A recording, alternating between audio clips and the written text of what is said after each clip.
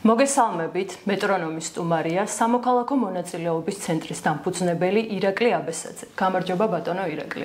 მოგესალმებით, მადლობა მოწვევისთვის. მადლობა მობრძანებისთვის. საქართველოს გადამწყვეტი არჩევანის წინაშეა. შიდა პოლიტიკური პროცესები და საერთაშორისო პარტნიორების მხრიდან წამოსული მკაცრი გზავნილები ცხადყოფს, რომ ქვეყანას მანევრის დიდი სივრცე აღარ აქვს. ბოლო პერიოდში მაღალი თანამდებობის პირების დაკავებები, დაძაბული დინამიკა, ასევე ევროკავშირის ქვეყნებიდან გაჟღერებული ღია გაფრთხილებები, ეს ყველაფერი მიანიშნებს, რომ ქვეყანაში გვაქვს სისტემური კრიზისი, რომელიც ჩვენს მომავალს მნიშვნელოვან საფრთხეს უქმნის.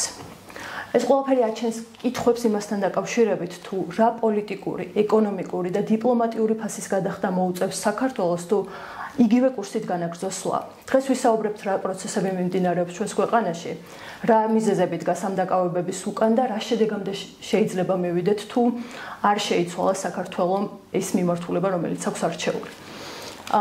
როგორც დასაწყისში აღვნიშნეთ, ბოლო პერიოდში არაერთი ყოფილი მაღალჩინოსანი დააკავეს. ერთ-ერთი ყველაზე გახმაურებული იყო თავდაცვის ყოფილი მინისტრის ჯუანშერ ბურჭულაძის გარემოცვიდან 3 პირის დაკავება. რომ განმარტოთ, რა პროცესი მიმდინარეობს ახლა ქართულ ოცნებაში, იკვეთება თუ არა ძალაუფლების გადანაწილება, დაპირისპირება თუ რა დგას რეალურად ამ ყველაფრის უკან? მადლობა, ძალიან საინტერესო საკითხია, იმიტომ რომ ერთ-ერთ მთავარ პროპაგანდისტულ ხაზად იქცა ქართული ოცნებისთვის საზოგადოებასთან ურთიერთობაში ეს ახლა წამოწეული თემა, რომ თითქოს ისინი ებრძვიან კორუფციას. მე მომიწია რამდენიმე ადგილას ამ თემაზე საჯარო საუბარი და მინდა რომ კიდევ ერთხელ გავმარტო ჩვენი მსმენელისთვის, მკითხველისთვის, რომ არანაირი კავშირი კორუფციასთან ბრძოლასთან იმას, რასაც დღეს კობახიძის გუნდი აკეთებს, არ აქვს. არ აქვს მარტივი რამდენიმე მიზეზის გამო. პირველი, კობახიძე მდინარაძის გუნდი, რომელიც დღეს რეალურად მართავს ქვეყნის შიგნით მიმდინარე საკითხებს და ვინც ახლა არის ამ წინა პლანზე, ასე ვთქვათ, თითქოს კორუფციასთან ბრძოლით, არ არიან პოლიტიკაში გუშინ შემოსული ახალი სახელი და გვარები, ხო? არიან პარლამენტში ვიღაცა გორდულაძე, მახაშვილი და სხვები, რომელმაც შეიძლება თქვან, რომ ჩვენ პირდაპირ აი ამ არალეგიტიმურ პარლამენტში აღმოჩნდით 2024 წლის გაყალბებული არჩევნების შედეგად. თანამდებობაზე, როდესაც აი ეს ადამიანები, რომლებსაც აკავებენ, ასრულებდნენ თავის მოვალეობას. აბსოლუტურად სწორს ამბობ, ზუსტად მაგით მივდივარ. კობახიძე კარგად იცით, საქართველოს არის საპარლამენტო რესპუბლიკა, ანუ ქვეყნის ძირითად პოლიტიკას განსაზღვრავს და მთავარი წარმმართველი ორგანო ქვეყნის პოლიტიკური ცხოვრების არის პარლამენტი. კობახიძე საქართველოს პარლამენტს და მისი გუნდი მართავდნენ 2016 წლიდან ვიდრე კობახიძის პრემიერობამდე და ვიდრე დღემდე, იმიტომ რომ დინარაძე და მისი დაჯგუფება, რა თქმა უნდა, კობახიძის დაჯგუფება პარლამენტში რჩებიან. და საპარლამენტო საქმიანობის ერთ-ერთი მთავარი მიმართულება. მე ვიტყოდი იმავე დონისაც კი, რა დონისაც საკანონმდებლო საქმიანობა არის, საქართველოს კონსტიტუციით არის სწორედ მთავრობის საქმიანობის კონტროლი, აღმასრულებელი ხელისუფლების საქმიანობაზე კონტროლის განხორციელება და მათ შორის პირველ რიგში სწორედ აი ასეთი კორუფციული შემთხვევების გამოვლენა.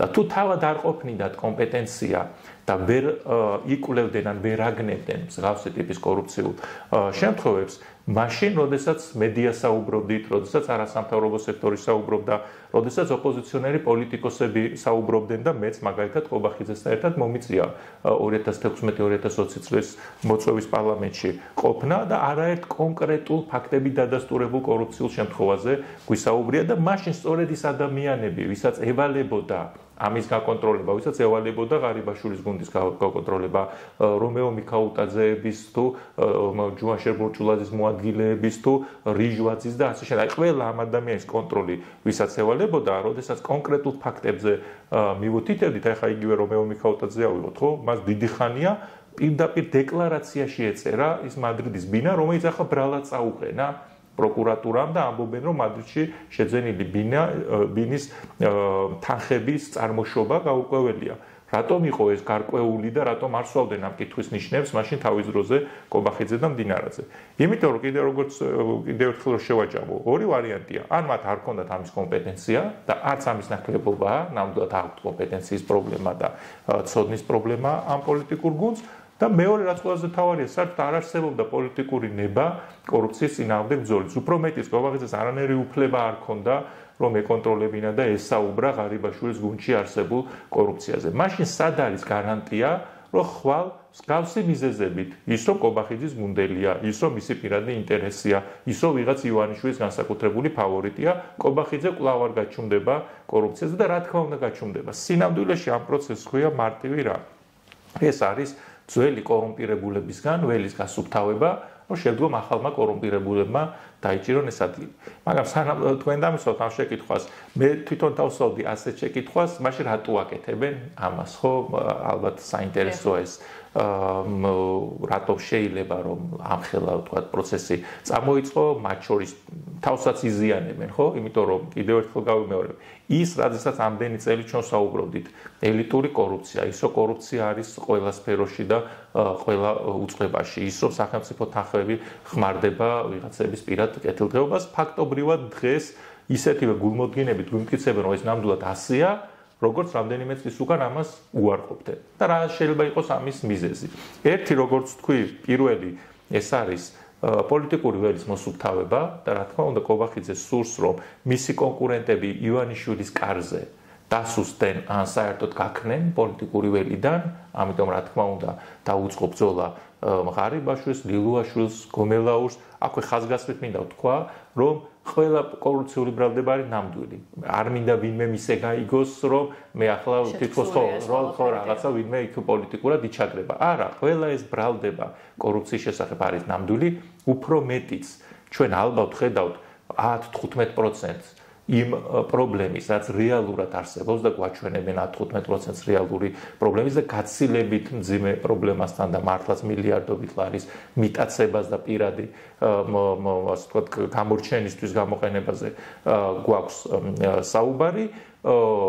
ამ ყველაფერს აკეთებს კობახიძე როგორც ვი ერთი რომ აი ეს გუნდი მოიშოროს და იყენებს ამისთვის იმ რეალურ კორუფციას რომელიც ნამდვილად არსებობდა ამ გუნდში და ნამდვილად იარსებებს მომავალშიც და ნამდვილებით შეგვიძლია ვთქვათ იმ ხელისუფლების ბუნებიდან გამომდინარე რომელიც ივანიშვილმა შექმნა. იმიტომ რომ ხელისუფლების წყარო ამ ქვეყანაში არავისთვისადაო არ არის ივანიშვილი.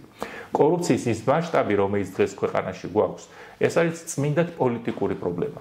ეს არ არის კრიმინალური პრობლემა, ეს არ არის პროკურატურის გადასაჭრელი პრობლემა. ვერ გადაჭრის პროკურატურა პრობლემას, როდესაც კორუფციაში ჩაფლული არიან უმაღლესი პოლიტიკური თანამდებობის პირები და როდესაც ეს ყველაფერი სულ მინიმუმ მოწონებულია და ხელდაფარებულია ივანიშვილის მხრიდან. თუ არ ვიტყვით და გამოვთქვათ ეჭვს იმის შესახებ, რომ ის თავადაც მონაწილეობს და თავადაც იღებს სარგებელს ამ ყველაფრიდან. ასეთ შემთხვევაში პრობლემა არის პოლიტიკური და სანამ ივანიშვილი არის ხელისუფლების წყარო და ივანიშვილი განსაზღვრავს ვინ უნდა იყოს ქვეყნის პრემიერი და არა ხალხის მიერ არჩეული პარლამენტი, მანამდე კორუფცია აუცილებლად იარსებებს. ამ ქვეყანაში ამიტომ ეს ბრძოლა მხოლოდ შეიძლება ემსახურებოდეს ერთი კლანის ჩამოშორებას გზიდან. მეორე, რა თქმა უნდა, საუბრობს ამაზე იგივე ლევან ხაბეიშვილი და სხვები, აქტიურად იხილება თემა, რომ საუბარი არის გარკვეული შავი სალაროს შევსებაზე და ნამდვილად დამაჯერებლად ჟღერს. ბევრი პრობლემა შეექმნა ივანიშვილს და კი, ცალკე შეგვიძლია ამაზე ვიმსჯელოთ, თქვათ ივანიშვილს რა პრობლემები უკვე შეექმნა და რა პრობლემების წინაშე დგას, თუმცა ზოგადად ვთქვათ, ნამდვილად უნდა დაგეთანხმოთ, სერიოზული ფინანსური პრობლემები შეექმნა ივანიშვილს, ამას თავადაც არ მალავენ, გასult ადვოკატების გაკეთებული განცხადებები და წუწუნი როგორ არის დაყადაღებული მისი ასეულობით მილიონი დოლარი თითქოს deep state-ის და ომის პარტიის და ასე შემდეგ საზღვარგარეთ და როგორი პრობლემები აქვს ივანიშვილს და რა თქმა უნდა ამ ყველაფრის ფონზე ძალიან დამაჯერებლად ჟღერს რომ გარკვეული ტიპის შავი სალარო უნდა შეივსოს და მესამე მე ყველგან ვცდილობ რომ მათ შორის ეს თემაც წამოვწიო რეალურად მათ პრობლემა შეექმნათ მათ შორის სახელმწიფო ბიუჯეტის შევსების, ანუ იმ სალარო შევსების, საიდანაც ფინანსდება შემდგომ ის რეპრესიული აპარატი, რომელიც ასრულებს იმ დანაშაულებრივ ბრძანებებს, რომელიც მოდის რეჟიმის ხელმძღვანელიდან და ჩადის ბოლომდე. რა თქმა უნდა, რეჟიმის მსახურები ამ აშკარად დანაშაულებრივ დავალებებს, როდესაც ეხა უკვე დაკავებულ ადამიანს სიკვდილამდე ცემ, ამაში ვერავინ ვერ იტყვის, რომ არ ვიცოდი და რაღაც დავალებას ვასრულებდი. ხო, ეხლა იქ თუ შეუძლიათ თქვა, რომ ბრმად ვისროდი რაღაცას და იქ ტყვიამ ვინდა აზიანა თუ ხუთავმა აირმა როგორ დაგაზიანა თუ წყლიშაუმა, ეს არ ვიცი. უკვე დაკავ იქ რა გამართლება არსებობს, ხო, არანაირი გამართლება არსებობს. როდესაც აშკარად სრულ ბრალდებას აყენებს პროკურატურა, როდესაც სრულ მოწმეები მოყავთ, ეს ყველაფერი ხო დანაშაულებებია სისხლის სამართლის კოდექსით გაწერილი და იმდენად აშკარა დანაშაულებები, რომელსაც ვერავინ იტყვის, რომ ეს მე არ ვიცოდი. რა შეიძლება აიძულებდეთ ამ ადამიანებს, რომ ამას აკეთებდეს, ეს არის ერთადერთი ფული. და ჩვენ კარგად ხედავთ, რომ არანაირი იდეა ქართულ ოცნებას, ქართული ხალხისთვის, არც მისი მცირერიცხოვანი კლანისთვის არ მიუციათ. იმიტომ თქვენ ცელ შესავალში აშკარად სწორად ჩამოაყალიბეთ, რომ პირიქით რეალურად ცხოვრება მიდის იმ იდეალების და იმ ოცნებების, რაც ქართულ საზოგადოებას ჰქონდა ქართული ოცნების მხრიდან. ეს არის ჩვენი ქვეყნის დასავლური, სტაბილური, დაცული, განვითარებული მომავალი. ამ ფონზე მაშინ რა აიძულებს ამ ადამიანებს, ხო, ამ დანაშაულებრივ დავალებებს ასრულებდნენ, ეს არის ერთადერთი ფული, ის გაზრდილი ხელფასები და პრემიები, რომლებსაც დიდწილად ისევ ჩვენი გადახდილი გადასახადებიდან იღებენ და უბრუნდები ისევ ამ ნაწილს, სწორედ აქაც შეექმნათ მათ პრობლემას, თუ პირველი 6 თვის ანგარიშს ნახავთ საქართველოს სახელმწიფო ბიუჯეტის შესრულების მინიმუმ ბოლო 5 წლის განმავლობაში. პირველად ვერ შესრულდა დამატებული ღირებულების გადასახადის გეგმა, მაშინ როდესაც ის მუდმივად გადაჭარბებით სრულდებოდა, რაც მიგვანიშნებს და სიმპტომია ძალიან მძიმე პროცესის დასაწყისის, რომ რეალურად ეკონომიკური ბრუნვაა ქვეყანაში შემცირებული, ხო, დამატებული ღირებულების გადასახადი ეს არის, რომელსაც წარმოებას და ბიზნესი, როდესაც ფუნქციონირებს, იქ ერიცხება, ასე თქვა, წარმოებულ მომსახურებობას და საქონელს. ხო, ანუ რეალურად რაღაცა შემცირდა, ამიტომ გადასახადი არ ამოვიდა სათანადო რაოდენობით. პირველად 5 წლის განმავლობაში ვერ შესრულდა აქციზის გადასახადის გეგმა, რომელიც მუდმივად გადაჭარბებით სრულდებოდა და ეს პირდაპირ კავშირშია იმ სიღარიბესთან, რომლის არსებობასაც ასევე უარყოფს პროპაგანდა და პროპაგანდისტული მედია არხები, ანუ უბრალოდ შემცირდა მოხმარება, ხო, ადამიანები იმ აქციზურ საქონელს ვერ აყიდულობენ, ეს არის ნავთობპროდუქტები, ეს არის თუნდაც ალკოჰოლური სასმელი, თამბაქო და ასე შემდეგ, რაც გამაგრილებელი სასმელები და ასე შემდეგ, ხო, ანუ ადამიანები ვეღარ ახერხებენ მოხმარებას იმ საგნების, რასაც ადრე იმოდენობით, რასაც ადრე ახერხებდნენ და რა თქმა უნდა, როდესაც ეს გეგმები ვერ სრულდება და უყურებენ ტენდენციას, რომ მოდის უკან ეკონომიკის განვითარების არანაირი პერსპექტივა ამ სახელმწიფოს მიტაცებული ხელისუფლების და აი ამ არაღიარებული რეჟიმის პირობებში, რა თქმა უნდა, არ აქვს. როგორ წარმოგვიდგენია, არათუ უცხოელი ინვესტორი, ქართველიც კი, რომელსაც გარკვეული რაოდენობის თანხა აქვს საქართველოში ბიზნესს აწარმოებს. ვინ იფიქრებს ახალი ბიზნესის წამოწყებაზე, ამ ბიზნესის გაფართოებაზე, როდესაც ყავს სანქცირებული სასამართლო, რომელსაც უყურებ, რომ აშკარად პირდაპირ პოლიტიკური დავალებების შესრულებელია და შეუძლებელია რაიმე ბიზნეს დავა თუ წარმოგეშვა, რომ სასამართლოში წარმატებას მიაღწიო, როდესაც ყავს სრულად დანაშაულებრივად მოქმედი სამართალდამცავი სისტემა, ის სისტემა, რომელიც შენ უნდა გიცავდეს, ხედავ, რომ მათი ყველანაირი რესურსი, ადამიანურიც და მატერიალურ-ტექნიკურიც პირიქით მობილიზებულია და გადართულია ადამიანების წინააღმდეგ დანაშაულებრივ თავდასხმებზე და ფაქტობრივად სახელმწიფოს რესურსი აღარ რჩება, რომ დაგიცვას გაზრდილი კრიმინალი და კარგად ხედავთ ქუჩაში როგორი გარჩევები მიდის და ჩაცხრილვა ბიზნესმენების და სროლა და საერთოდ ნახეთ კიდე უმძიმესი ფაქტი, ხო, როდესაც კალაძის თბილისის მერის ოჯახის წევრი, ხო, ნათესავი აღმოჩნდა, რომელიც თითქოს ბიზნესმენს რაღაცა ზალავდა და შედგომ ავტომატით დაცხრილა. ხო, ანუ ხვდებით, რა დონეზე გათავხედებულია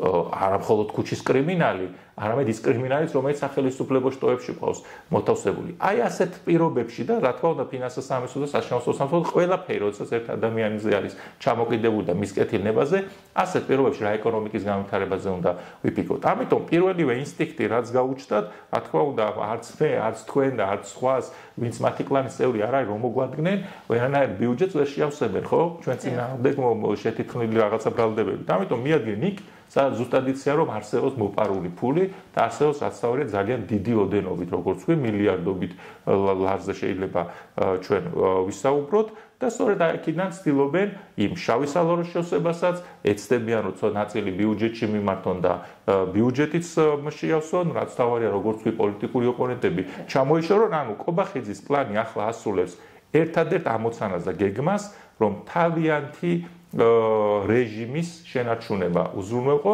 და არაფერი საერთო რო დავასრულო ეს ნაწილი ჩემი პასუხის საერთო შესაბამისად ამ ყველაფერს კორუფციის წინააღმდეგ ბრძოლასთან ანუ ქვეყნის ეკონომიკის გაჯანსაღებასთან და საზოგადოების წევრებისთვის შემოსავლების დასთან და უკეთეს ცხოვრებასთან ნამდვილად არ აქვს.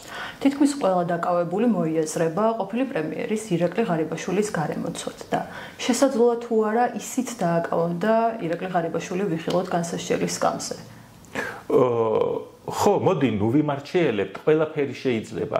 ჩვენ რო ეხლა უყურებდეთ ამას როგორც სამართლებრივ პროცესს სამართლებრივ სახელმწიფოში.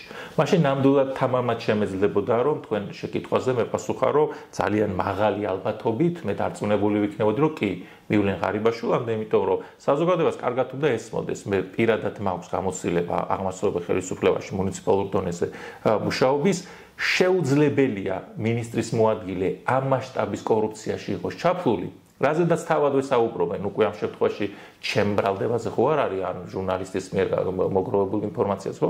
თვითონ პროკურატურა რაზედაც საუბრობს, ამ მასშტაბის კორუფცია შეუძლებელია არსებობდეს და რჩერდებოდეს მინისტრის მოადგილის დონეზე. ასევე მინისტრის დონეზეც კი.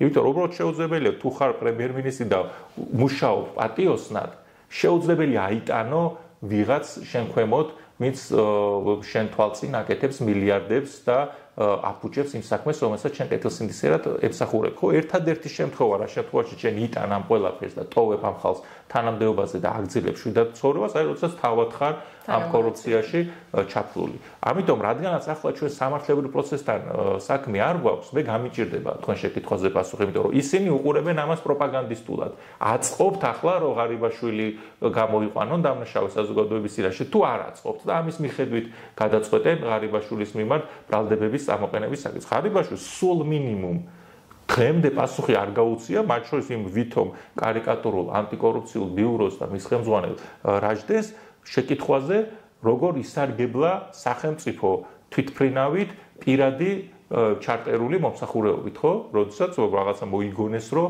ბაბუამ გადაიხადა და ამ გადახდის დამადასტურება ხო ძალიან მარტივი იყო, ხო, რომ რაღაცა ქვითარი მოეტანათ და ეჩვენებინათ საზოგადოებაზე, ეს ევალებოდათ კიდეც, ხო? აქ იმაზე ხო არა საუბარი. აი ისე უბრუნდები კობახიძეს როგორც დეპუტატს, ხო? სად არის მისი დეპუტატების მხრიდან მაინც ხო კორუფციას ებრძვიან? რატო არ სწავენ ამ შეკითხვას და რატო არ კითხულობენ, რომ მოიტანე და დავსვათ ამ საკითხს წერტილი, ნუ გავალაპარაკეთ აბესაძეს, პეტრიაშვილს და სხვას ამ საკითხზე და მოუსპოთ ეს ბრალდებები ჩვენი გუნდის მიმართ, ხო? მაგრამ არა, ამ შემთხვევაში ღარიბაშვილი ჯერჯერობით, როგორც არ არიან ჩამოყალიბებული, რომ ასე პირდაპირ დაადანაშაულონ და საზოგადოების წინაშე ბრალდებულად გამოაცხადონ, ამიტომ ყველა ეს თემა ჯერჯერობით მიჩქმალულია. რაცამსაც პროპაგანდისტულად გადაწყვეტე რომ მათ ჭირდებათ ღარიბაშვილის დადანაშაულებაც და არაფერში აღარ ჭირდებათ მისი კულუარულად მიკაჩავება, მოდი ასე ვთქვათ, ხო? მერე უკვე შეიძლება ამ თემებზეც ჩვენზე უფრო გულანთებულებმა დაიწყონ საუბარი, ხო? მოდი საზოგადოებაში ვახსოვოთ, ხა, თლათ კორუფციას არ უკავშირდება, მაგრამ იგივე ხაზია, ხო? გახარიას წინააღმდეგ წაყენებული ბრალდება. წლების განმავლობაში პროპაგანდა ისევე როგორც გვიმტკიცებდა, რომ კორუფცია არ არსებობდა და ახლა თავად გვიმტკიცებდა, რომ სულ აბსოლუტურად სწორად იძახით, ზუსტად მაგით მივდიოდი, ხო? რომ გვიმტკიცებდნენ, რომ ჩვენවත් ხელისუფლება რომლის პირობებშიც ომი არ დაწყებულა და თურმე შინაგან საქმეთა მინისტრი ისე რომ სუსი აფრთხილებდა თან, ის კი არა რომ რაღაცა თელი ხელისუფლება შეცდა. არა, სუსი აფრთხილებდა თურმე და აქტიურად წინააღმდეგობას უწევდა, რომ ესე მოხდება. თურმე შინაგან საქმეთა მინისტრმა ისეთი პროვოკაცია მოაწყო, რომ იქ ვითარება გართულდა და შესაძლებელია მათ შორის გადაზრდილიყო მცირე საბრძოლო შეტაკებებს, ხო? თურმე შინაგან საქმეთა მინისტრმა როდესაც გვიმტკიცებდნენ, პირდაპირ აქვთ ეს სიტყვები ნათქვამი მათ შორის მე მგონი კობახიძესაც, რომ არც ერთი მეტრი მიწა რაც ივანიშვილი თუ ღარიბაშვილს საქმე გონათქვამი, რაც ივანიშვილი ხელისუფლებაშია საქართველოს აღარ დაუკარგავს, ხო? ახლა ასევე თავდაგამოდებით გვიმტკიცებენ, რომ მილიონი კვადრატული, ხო, თან უნდათ, რომ ისე ცლად წარმოადგინონ, ხო, მილიონი კვადრატული მეტრი მიწა დაუკარგეთ გახარიას გამო. და ამ ყველაფერს აკეთებენ 5 წლის მერე. ცინიზმი ნახეთ და საზოგადოების დაცინვა. პოლიტიკური ნება როდესაც გაჩნდა, მაშინ დაიწყეს სწორედ საქმეების გამოწვევა. კი, მაგრამ მეორე მხრივ ეგ ყველაფერი თან არის უკიდურესი ცინიზმი და დაცინვა ჩემიც, თქვენიც და საზოგადოებისაც. იმიტომ რომ ნახეთ, ვინ არის დღეს თავარი ბრალდებლები პროკურატურაში? ადამიანები, რომლებიც დღემდე თანამდებობებზე რჩებიან, მაგალითად, დეპუტატი, რომელიც მანამდე იყო სუსის უფროსის მოადგილე. 5 წლის განმავლობაში რას ელოდებოდა ეს ადამიანი? ელოდებოდა რომ გახარია სუპერ ძალოვნობიდან და სუპერ პრემიერ-მინისტრობიდან, როდის მოიძულებდა ისა ივანიშვილი, რას ელოდებოდნენ 5 წელი, რას ელოდებოდა ყოფილი თავდაცვის მინისტრი, რას ელოდებოდა, არ ვიცი, ყველა სხვა ვინც დალაგდნენ და მივიდნენ და ჩვენებები მიწეს, იმიტომ რომ სამართლებრივ ენაზე და მე იურისტი ვარ, ეს არის სულ მინიმუმ დანაშაულის შეუწყობინებლობა. ანუ მათ ზუსტად იცოდნენ, რომ გახარიამ ჩაიდინა უმძიმესი დანაშაული. უმძიმესი ამაზე მძიმე დანაშაული ძალიან ცოტაა სისხლის სამართლის კოდექსში გათვალისწინებული, ხო? დაგვაკარგინა ტერიტორიები, დაგვაყენა საბრძოლო შეტაკებების საფრთხის წინაშე იქ მოსახლეობას გაურთულა ცხოვრება და ასე შემდეგ და ამ ყველაფერზე 5 წლის განმავლობაში ვდუმდითო. ეხლა რა ქვია მივდივარ და ვიძროვით პროკურორად. მაშინ თავადაც უნდა იყვნენ ბრალდებულები ამ დანაშაულის შეუწყობინებლობისთვის, მაგრამ სინამდვილეში საზოგადოებას რო ესმოდეს, პრობლემა გახარიას ის კი არ არის, რომ ჩორჩარაში გააკეთა საგუშაგო. სინამდვილეში გახარიასი და ქართული ოცნების პრობლემა არის ის, რომ ბევრი სხვა საგუშაგოც არ გააკეთეს. უფრო მეტიც მათ გააუქმეს ის საგუშაგოები, რომელიც წინა ხელისუფლების შედგენილ იყო და სწორედ საგუშაგოს გაუქმებამ გახადა სამწუხაროდ ის უმძიმესი ტრაგედია შესაძლებელი, როდესაც 4-2-ია გიგა 4-2-ია საქართველოს მიერ კონტროლდებად ტერიტორიაზე მოკლეს აფხაზმა სეპარატისტებმა. იქ უნდა ყოფილიყო საგუშაგო და რა თქმა უნდა ცხვრის ვერ შემოყოფთა იქიდან აფხაზი სეპარატისტი. და იმის ნაცვლად რომ ახლა ჩვენ გახარიას ვედავებოდეთ და თუ ნორმალურ სამართლებრივ სახელმწიფოში ვიხილავდეთ პოლიტიკურადაც და სამართლებრივადაც საკითხს, რამდენად სწორი იყო საგუშაგოების გაუქმება და რატომ უფრო მეტი საგუშაგო არ გაკეთდა გამყოფ ზოლებთან ჩვენი მოსახლეობის სიმშვიდის და უსაფრთხოების დასაცავად, ამის ნაცვლად ადამიანს ასამართლებენ იმისთვის, რომ საკუთარ ტერიტორიაზე, საკუთარ სახელმწიფოს ტერიტორიაზე გააკეთა საგუშაგო საკუთარი მოსახლეობის დასაცავად. და ამას აკეთება კიდევ ერთხელ ვიმეორებ უკიდურესი ცინიზმი და დაცინვის საზოგადოების, თითქოს საზოგადოება ამ ყველაფერს ვერ გაანალიზებს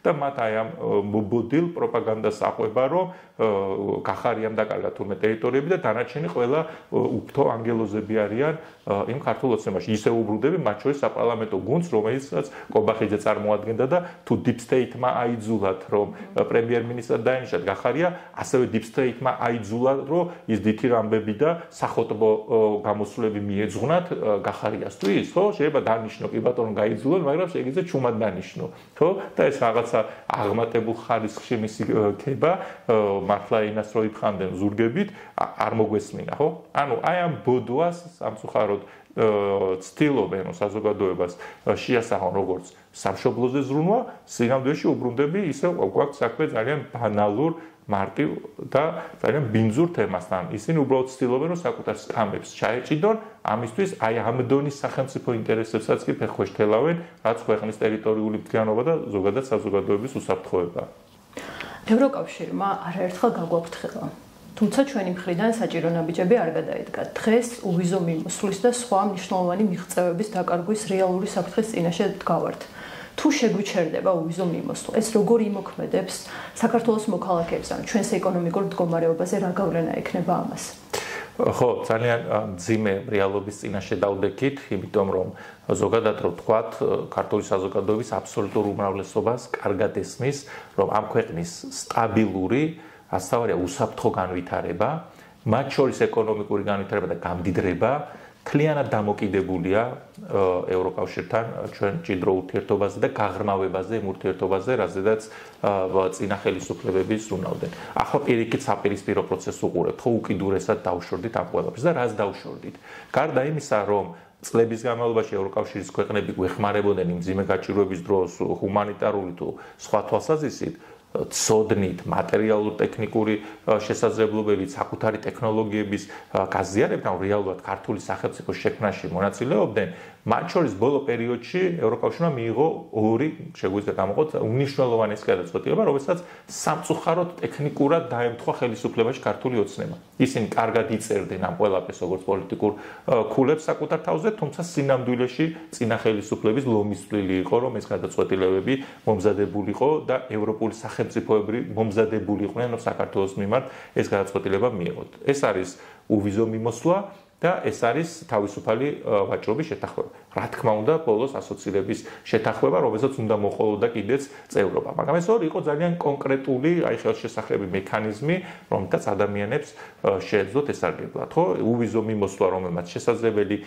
გახადა ვიზის პროცედურების გარეშე თავისუფლად ჩასვლა ევროპის ქვეყნებში, რამაც შესაძლებლობა მოგვცა რა თქმა უნდა ტურისტული მოგზაურობის, რა თქმა უნდა მათი გამოცდილების გაზიარების, რა თქმა უნდა ბიზნესის განვითარების, რომელიც პირველ რიგში ამ ტურისტთან არის დაკავშირებული და ძალიან ბევრი ქართული ტურისტული კომპანია ჩამოყალიბდა, რომელიც ევროპის ქვეყნებში გაყვანაზე მუშაობდა, ხო, საავიაციო ბაზრის განვითარების და ასე შემდეგ. ამას შესაძლებლობა მოგვცა სამედიცინო თვალსაზრისით, რომელიც დაკნინებაც სცადა, ხო, პრემიერმა, რომ სხვა ქვეყნებში წავიდნენ და იმკურნალობდნენ. არა, ამ ხარისხით და ხშირ შემთხვევაში უფასოდ კურნალობა სხვა ქვეყნებში შეუძლებელია, რასაც ევროპული ქვეყნები საქართველოს მოქალაქეებს თავაზობდნენ. რა თქმა უნდა, შესაძლებლობა მიცა იქ სამუშაოდ წასულ ოჯახებს, რომ ხშირად მოენახულებინათ თავიანთი ოჯახის წევრები და ხშირი მიმოსვლა ყოფილიყო. მთელი რიგი სარგებელი მოქონდა ეკონომიკურიც, გარდა ადამიანური განვითარებისა და ჩვენი საზოგადოების ზოგადად განვითარებისა, ხო, მათ შორის სასწავლო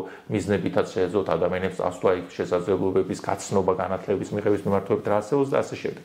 რაც შეეხება თავისუფალ ვაჭრობის ხელშეკრულებას, ეს იყო შესაძლებლობა 20 ტრილიონი დოლარის ღირებულების დაახლოებით 500 მილიონიან ბაზარზე თავისუფალი ცნობა ქონოდათ ქართულ მეწარმეებს და საქართველოში წარმოებულ პროდუქციას. მაგრამ რა გააკეთა ქართულმა ოცნებამ, რომ ეს ბაზარი აგვეთვისებინა, აი სპეციალურად რომ ვიცოდი, რომ ამ თემზე მოგვიწევდა საუბარი, ჩავხედე და აღმოვაჩინე, რომ მაგალითად 2024 წელს ევროკავშირის ტერიტორიაზე ექსპორტის სახით გავიდა ზუსტად იმ რაოდენობის, იმ ღირებულების პროდუქცია, რამდენიც 2014 წელში. ანუ რაც 10 წლის უკან, ანუ აი თელი 10 წლის განმავლობაში ჩვენ თავისუფალი ვაჭრობის ხელშეკრულება გვაქვს, ფაქტობრივად ქართულ ოცნებას თითითიცი არ დაუდევს, რომ განევითარებინა ქართული წარმოების შესაძლებლობები, ესწავლებინა გზები, მეთოდები და ხერხები მათთვის და უფრო ფართოდ გასაღების ბაზრად ექცია ევროკავშირის 20 ტრილიონიანი ეკონომიკა, კიდევ ვიმეორებ, რომელიც გაცილებით უფრო მსხვილველუნარიანია,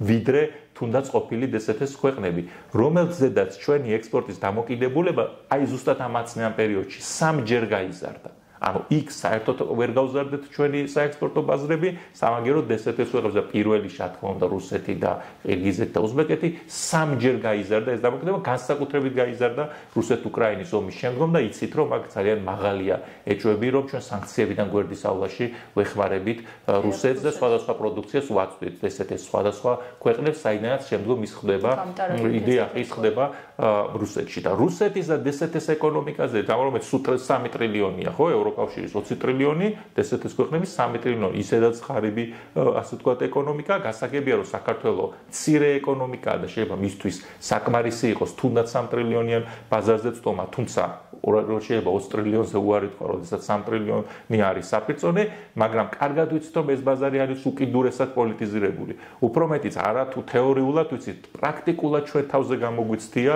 როგორ იყენებს ეკონომიკურ დამოკიდებულებას პუტინი პოლიტიკური მიზნებისთვის, დამორჩილების და დამონებისთვის, ცდელობისთვის ქართული სახელმწიფოს, ხო, როდესაც მაგალითად ღვინოს დაადო ემბარგო, ხო, თუმცა შემდგომ ღვინე კიდევ უფრო მეტად განვითარდა და სწორედ მაშინ გაიხსნა ევროპული ბაზრები ღვინის წარმოებლებისთვის, თუმცა ბოლო პერიოდში ქართული ოცნების ხელისუფლებაში კვლავ რუსულ ბაზარზე ჩამოყიდებული გახდა ეს დიდწილად ეს ღვინის სექტორი და კარგად ვიცით, რომ ივანიშვილის ახლო გარემოცვასთან დაკავშირებული ადამიანები არიან სწორედ ისინი, ვისაც პირველ რიგში რუსეთში გააქვთ ეს ღვინის წარმოება.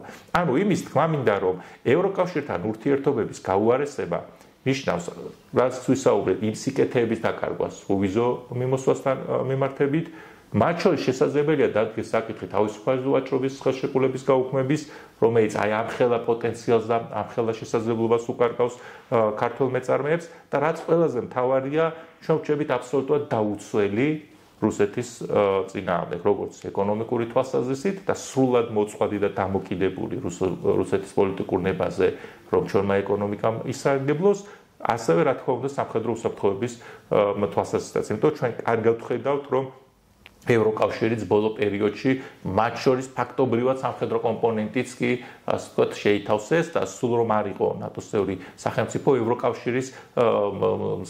ევროკავშირის წევრობაც კი საკმარისია რომ მათი მხრიდან შენ იყო დაცული. თქონდეს წვდომა მათ სამხედრო წარმოებებზე, მათ სამხედრო ტექნოლოგიებზე ყიდულობდე შესაბამის თანამედროვე შეიარაღებას და არ ვითარებდე შენს საჯარისო შესაძლებლობებს, თავდაცვის ძალების შესაძლებლობებს, მაგრამ რაც თავარია ყავდეს მეგობრები, რომლებიც ზრუნავენ შენს უსაფრთხოებაზე და თავდაცვაზე და სწორედ ამითი უზრუნველყოფდე იმ მშვიდობას, რომელიც ახლა მოჩვენებითად გვასაღებს ქართული ოცნება, რომ მშვიდობა, თუმცა კიდევ ერთხელ გავიმეოროთ, რომ თურმე მაგალითად ჩორჩანას ეპიზოდში არანაირი მშვიდობა ქვეყანაში არ ჰქონდა და სუსის წინააღმდეგობის მიუხედავად ყავდათ მინისტრი, რომელიც რისკავდა ქვეყნის ამ უსაფრთხოებას. ასე რომ უმძიმეს გამოწვევები გვექნება სამწუხაროდ ევროკავშირთან ურთიერთობების ამ დონეზე გაუარესების შემთხვევაში, რაც ნიშნავს უკვე მიღებული გადაწყვეტილებების უკან წაღებას, ვიზო მიმოსვლასთან, თავისუფალი ვაჭრობა, ასოცირების ხელშეკრულება, გასაგებია რომ წევრობაზე ძალიან ჩამოვჭით უკრაინას და მოლდოვას, მაგრამ ძალიან პესიმისტურად რო არ გამომივიდეს, საზოგადოებას უნდა ესმოდეს, რომ რა თქმა უნდა ამ ურთიერთობების განვითარება ამ რეჟიმის პირობებში უბრალოდ შეუძლებელიც იყო და შეუძლებელი იქნება. როგორც აღვნიშნე, მაგალითად იგივე ის თავისუფალი ვაჭრობის ხელშეკრულება ჰქონდა 10 წლის განმავლობაში უბრალოდ ნაბიჯი არ გადადგა ამ ხელისუფლებამ, რომ მეწარმეებისთვის აი ეს შესაძლებლობები უფრო ფართოდ აეხსნა და ასე ვთქვათ, გაითვითცნობიერებია იმ შესაძლებლობების შესახებ, რასაც ევროპული სახელმწიფოები გვიხსნიდნენ ამ ხელშეკრულებით. ამიტომ როგორც კი ეს რეჟიმი დასრულდება, რთული იქნება, მაგრამ ძალიან სწრაფი ტემპებით იქნება შესაძლებელი, რომ ჩვენ დაუბრუნდეთ კვლავ განვითარების იმ რელსებზე, რომელიც უზრუნველყოფს როგორც ეკონომიკურ კეთილდღეობას, ისე უსაფრთხოებას ზოგადად და მშვიდობას ამ ქვეყანაში. ევროპარლამენტის რეზოლუციაში ასევე იყო საუბარი SWIFT-დან გათიშვაზე. მათ ევროკავშირის ქვეყნებს მოუწოდეს, რომ სანქციებთან ერთად სწორედ აღნიშნული საკითხიც განიხილონ. ჩვენი ქვეყნისთვის რა შედეგი ექნება თუ მართლა განხორციელდა ეს გადაწყვეტილება, როგორი მოქმედებს ქართულ ეკონომიკაზე SWIFT-დან გათიშვა? ხო, თადიბეც გამოვთქვათ, თან ნაკლებად გონია, რომ ასეთ მძიმე გადაწყვეტილებებს მიიღებენ, თუმცა გამორიცხული ნამდვილად არაფერია. ეს უბრალოდ ნიშნავს ქართული სამაკო სისტემის სრულად ჩამოშლას, შესაბამისად ეკონომიკის ჩამოშლასაც. აქ ერთ მნიშვნელოვან ფაქტორს მე მინდა თითქოს გაუსვა ხაზი. არა მხოლოდ უკვე მიღებული გადაწყვეტილება, მსგავსი მსჯელობებიც კი, რაც გამოწვეულია და იძულებული არიან ჩვენი ევროპელი პარტნიორები, რომ ამაზე იმსჯელონ სწორედ ქართული ივანიშვილის რეჟიმის პრორუსული პოლიტიკის გამო, მსგავსი მსჯელობებიც კი უკვე რა თქმა უნდა გვაზიანებს და ეს არის უმძიმესი რეპუტაციული ზიანი, როგორც საბანკო სექტორისთვის, არა მხოლოდ საბანკო სექტორის, არამედ მთლიანად სახელმწიფოსთვის, ხო? კიდევ ერთხელ მიუბრუნდებია ამას, ვის მოუნდება, როდესაც გავსჯელობას მოისმენს, რომელ დასავლელ ინვესტორს, რომელ განვითარებული ქვეყნიდან ჩამოსულ მოგებაზე ორიენტირებულ, ბიზნესის წარმოებაზე ორიენტირებულ ადამიანს მოუნდება მსგავსი ტიპის ქვეყანაში ფულის ჩამოტანა და ბიზნესის წარმოება. სადაც ევროპელი პოლიტიკოსები საუბრობენ, რომ შესაძლებელია დადგეს დღე, როდესაც ის ქვეყანა SWIFT-დან გაითიშება. ამიტომ ამ რეჟიმის ქმედებები, ამ რეჟიმის რუსული პოლიტიკა და რუსეთთან კოლაბორაცია უკვე ძალიან გვაზიანებს. მიუხედავად იმისა, საბოლოოდ მიიღება თუ არა გადაწყვეტილება უვიზოს შეჩერებაზე, მიუხედავად იმისა, მიიღება თუ არა გადაწყვეტილება სამაკო სექტორთან დაკავშირებით, მიუხედავად იმისა, მიიღება თუ არა სხვა ტიპის საბოლოო გადაწყვეტილებები სანქცირებაზე თუ ასე შემდეგ ქართველი პოლიტიკოსების თუ უბრალოდ რეჟიმის მსახურების თუ სხვების მიმართ. ამის მიუხედავად ჩვენ უკვე სამწუხაროდ ვიღებთ ძალიან მძიმე რეპუტაციულ ზიანს, როგორც ქვეყანა, როგორც ეკონომიკა და საბოლოო ჯამში აისახება აი იმ შემცირებულ ბრუნვაზე, რადგან საუბრობდი ბიუჯეტის შესრულების დროს და იმ მძიმე პრობლემებზე ეკონომიკაში, რომელიც თითოეული ადამიანის ნიშნავს შემდგომ აი იმ ძალიან გართულებულ და გაზრდილ სიღარიბეს და უმძიმეს ყოფას, ხო? აქაც პროპაგანდა ხშირად გვეუბნება, რომ აი ძალიან დაბალი ინფლაცია გვაქვს და ფასები არიზდება, ხო? ახლა თუ ისე ვიძახი უტრირებულად, თუ იახტის ფასი არიზდება, ან პირიქით შემცირდა, ან თუ ალმასის ფასი შემცირდა, ეს არ ნიშნავს, რომ იმ საშუალო მომხმარებელს, რომელიც საქართველოში აბსოლუტური უმრავლესობაა, მას რაიმეში ადარდებს ეს ფასები. ის პროდუქცია, რომელიც ყოველდღიური მოხმარების საგანია, მედიკამენტები, საწვავი იქნება თუ საკვები თუ ასე შემდეგ, ორნიშნა ინფლაცია გვაქვს ამ ყველა მიმართულებით. 10 და მეტი პროცენტით იზრდება ფასები და რა თქმა უნდა ყველა ეს ადამიანი კარგად ხედავს, რომ ნებისმიერი ქუჩის გამოკითხვისას თქვენ ნახავთ, როდესაც ტელევიზიები აკეთებენ შესაძლებელია თქვენს გაგიკეთებიათ, როდესაც ბაზარში საუბრობენ, რომ აი მოდის ადამიანი და ერთ პამიდორს ყიდულობს, ხო, ერთ ვაშს ყიდულობს, ერთ ხო, აი ციხო ადამიანები ვეღარს გაყიდულს ახერხებს, იმიტომ რომ უბრალოდ ყიდველი არ არის და ყიდველი ყიდვას კი და აი ამ ყველაფერზე კიდე გიბერო თვალში ნაცრას გვაყრია რა ყველაფერს ჩვენ თავზე ვგრძნობთ ხო ჩვენ ხედავთ ეს თქვენი ხო ჩვენ ვართ ვინც ასე ვცხოვრობთ აი ყველაფერზე გვეუბნება რომ არა ყველაფერი კარგად არის ჩვენ ინფლაცია დაბალია იმიტომ რომ კიდე გიბერო ინფლაციაში შედის მათ შორის იახტა და მანქანა და ასე შემდეგ რომლის ფასი შეიძლება არიზდება იმიტომ რომ ყიდველი ბევრი აღარ არის ამ ქვეყანაში ხო ვინც ასეთი ფუფუნების საგნებს ყიდულობს მაგრამ სამაგიეროდ ფასები იზრდება და კატასტროფულად იზრდება იმაზე რასაც ყოველდღიურად ყიდულობთ აი ამ ტიპის სიღარიბის გაღრმავებას რა თქმა უნდა სამწუხაროდ უწყობს ხელს ყოველი დღე როდესაც რეჟიმი არის ხელისუფლებაში რაც კიდევ ვიმეორებ საბოლოო ჯამში ამ რეჟიმის დასრულების გარეშე ამ სიტუაციის შემოbrunება უბრალოდ არის შეუძლებელი. ეროვნულმა ბანკმა ჩინურ საფინანსო სისტემა KIPS-თან დაიწყო თანამშრომლობა. შეიძლება ითქვას თუ არა რომ ისინი SWIFT-ის ალტერნატივად მოიაზრებენ ამას და ამდენად არის შესაძლებელი SWIFT-ის ჩანაცვლება. საინტერესო საკითხია რატო შეიძლება აჭირდებოდეს. რა თქმა უნდა შეუძლებელია კიდევ ერთხელ ვიმეორებ შესაძლებელი ტექნიკურად არის, უბრალოდ ეს ნიშნავს უკიდურეს სიღარიბეს ჩვენი ქვეყნისთვის, რა თქმა უნდა, კიდევ უფრო მეტად დაცრილ მოსახლეობას და ალბათ სრულად რუსების მიერ ათვისებულ ამ ტერიტორიებზე და რუსულ რაღაც კვაზი სახელმწიფოს, რომლის მმართველიც იქნება პუტინის მორიგი მარიონეტი და მონა, ხო? ტექნიკურად თუკი ეს შესაძლებელი გახდება. სხვა მხრივ რა თქმა უნდა, ნორმალური ეკონომიკა და ნორმალური განვითარება შეუძლებელია თუ შეჩახსრილი ხარ SWIFT-დან, თუ შენ არ გაქვს შესაძლებლობა რომ დოლარის, ევროს და სხვა ანგარიშები აწარმოო, იგივე თავად ჩინური ბანკებიც კი საოცრად უფრთხიან ამერიკის შეერთებული შტატების თუ ბრიტანეთის სანქციებს და ისინი მაქსიმალურად ცდილობენ რომ არ მიცენ საბაბი საკუთარი თავის დასანქცირების და SWIFT-დან ჩახსნის, დოლარში ანგარიშწორების შეზღუდვის და ასე შემდეგ. ანუ ჩვენ საითაც ასე ვთქვათ ხელს ვკრავენ რომ წავიდეთ და ჩავეხუტოთ რუსეთი იქნება თუ სხვა ისინი თავად ძალიან დიდ ანგარიშს უწევენ სწორედ იმ დასავლეთს, რომელიც აქამდე ჩვენი მეგობარი და ჩვენი სტრატეგიული პარტნიორი იყო, ხო? ევროკავშირის გარდა თქვენ კარგად იცით, სამწუხაროდ ამერიკის შეერთებულმა შტატებმა გააუქმა შეთანხმება სტრატეგიული პარტნიორობის შესახებ და ესე ძალიან მძიმე დარტყმა არის ქართული სახელმწიფოსთვის, ხო?